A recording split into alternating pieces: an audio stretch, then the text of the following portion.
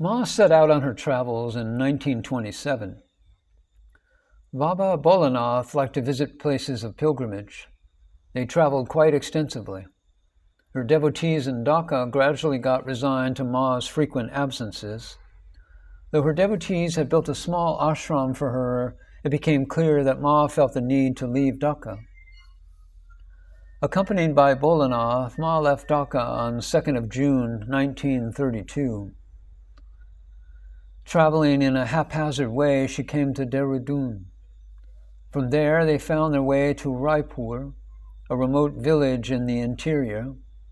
They took up their abode in a dilapidated Shiva temple, a little way from the village.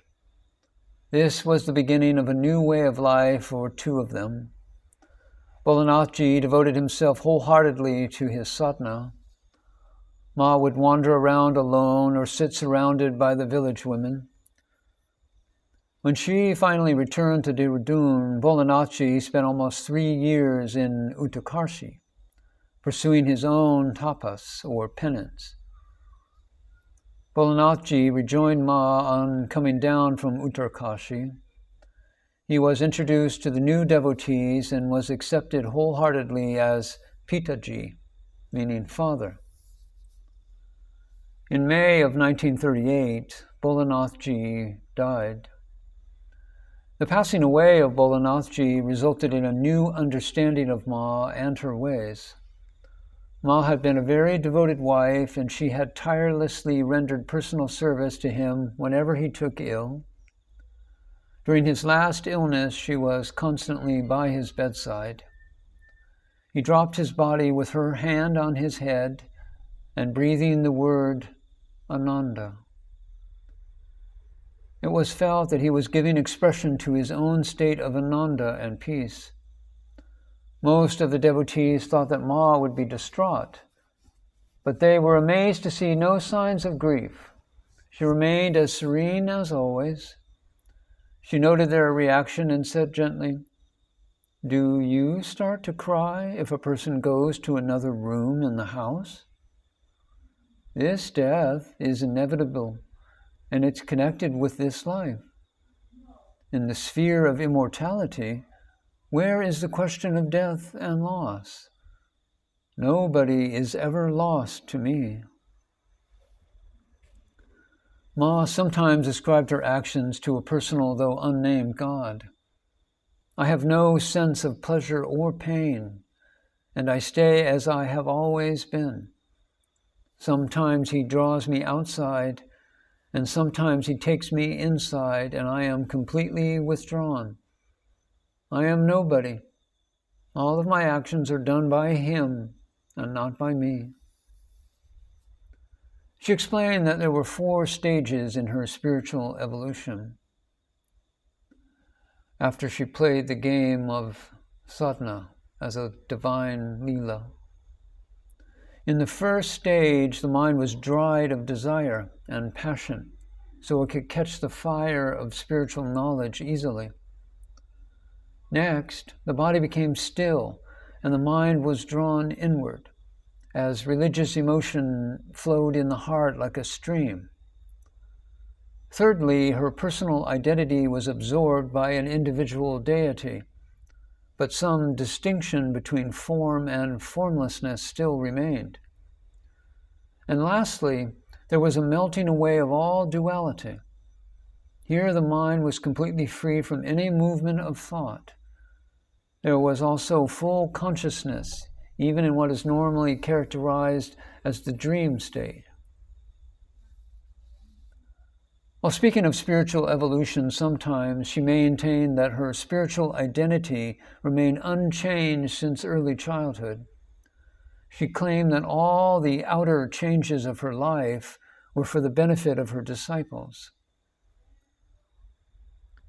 When Paramahansa Yogananda met Ma and asked her about her life, she answered, "Father, there is little to tell."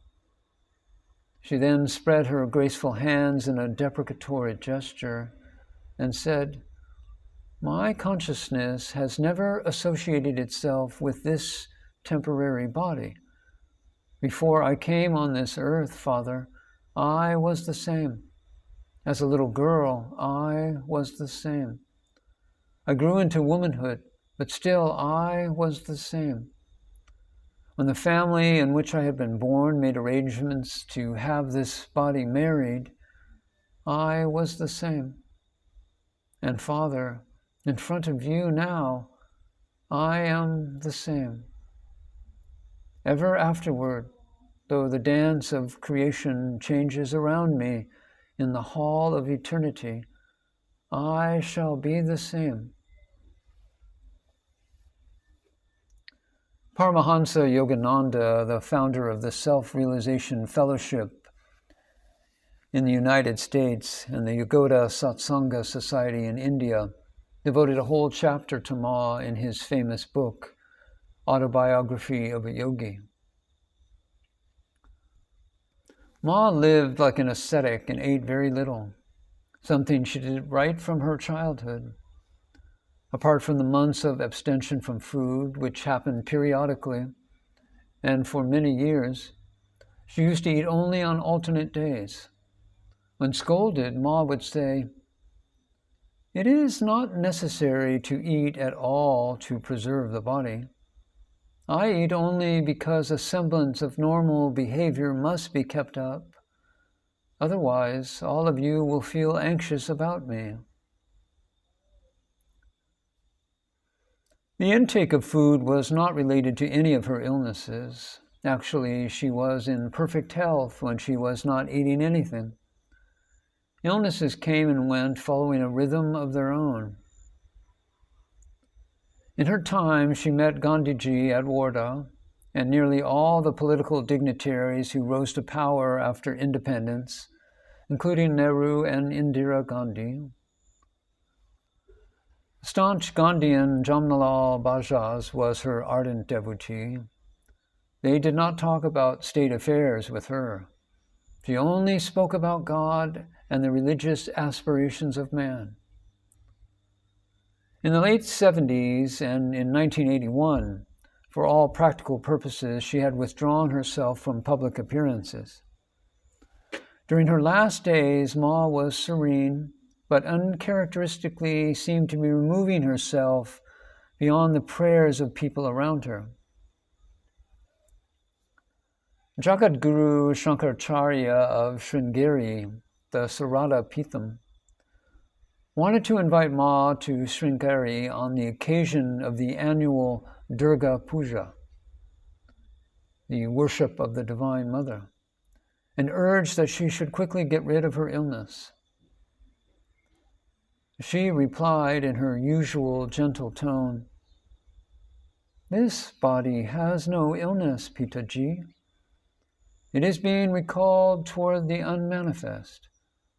Whatever you see happening now is conducive towards that event." At the moment of bidding him farewell the next day, she again reiterated her inability to accede to his wishes, saying, "As the Atma, the Self, I shall ever abide with you." In other ways, too, she weaned her devotees from her physical presence. She did not attend any of the functions which were being performed as part of the ashram routine. She had stopped taking food for many months. The women who attended on her could give her only a few drops of water, that too at odd moments. Ma spent her last days at Kishanpur ashram. She made no farewells apart from saying Shivaya Nama on the night of 25th, and this mantra being indicative of the final dissolution of worldly bondages. She became unmanifest at around 8 p.m. on Friday evening, the 27th August, 1982. The Kankal at the foothills of the Himalayas is a holy land. By a consensus of opinion, an entire body of Mahatmas came together to assume charge of Ma's physical remains. The highest honor was given to her. A procession of thousands escorted the vehicle carrying her body from Dehradun to Kankal, wherein was arranged the last rites of interring her body into samadhi. As Ma had said, she belonged to everybody, and so everybody participated in bidding farewell to the human body which had sustained their beloved Ma for 86 years.